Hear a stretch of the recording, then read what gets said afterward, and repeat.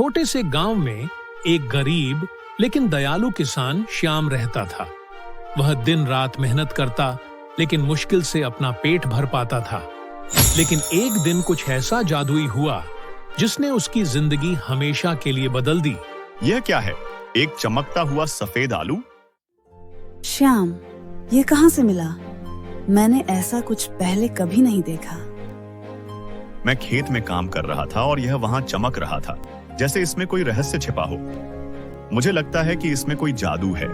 वाह पापा, क्या यह हमें अमीर बना सकता है? क्या यह हमारे खेत को बड़ा और फसल से भर सकता है? शायद छोटू, लेकिन हमें ज्यादा उत्साहित नहीं होना चाहिए। गांव के बुजुर्ग बाबा रत्न, जो एक बुद्धिमान बूढ़े आदमी हैं, अंदर आते हैं। उन्होंने श्याम की बातचीत सुन ली थी। श्याम, मैंने तुम्हारे खोज के बारे में सुना।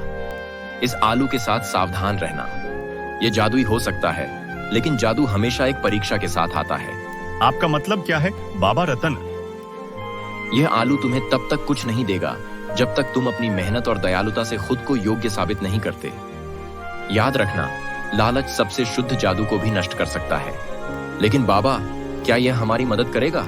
यह तुम्हारे पिता पर निर्भर है। छोटू, देखते हैं श्याम क्या चुनता है।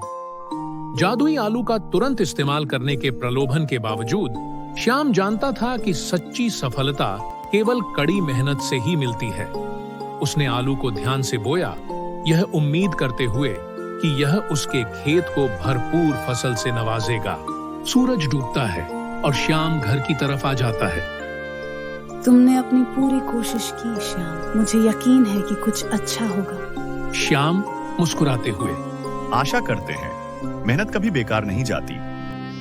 अगली सुबह श्याम और उसका परिवार अद्भुत दृश्य देखकर जागते हैं। जो खेत कभी बंजर था, अब विशाल, चमकते हुए सफेद आलूओं से भरा हुआ है।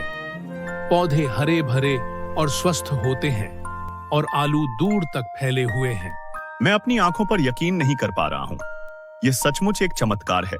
श्याम उदारता से आलू सभी के साथ बांटता है, यह जानते हुए कि यह उसकी जरूरत से कहीं ज्यादा है। बाबा रतन मुस्कुराते हुए वहां पहुंचते हैं। तुमने परीक्षा पास कर ली श्याम।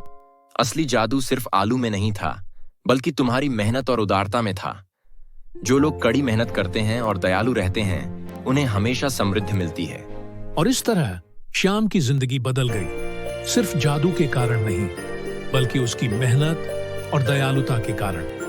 असली जादू आलू में नहीं था, बल्कि उस इंसान के दिल में था जिसने इसके लिए मेहनत की।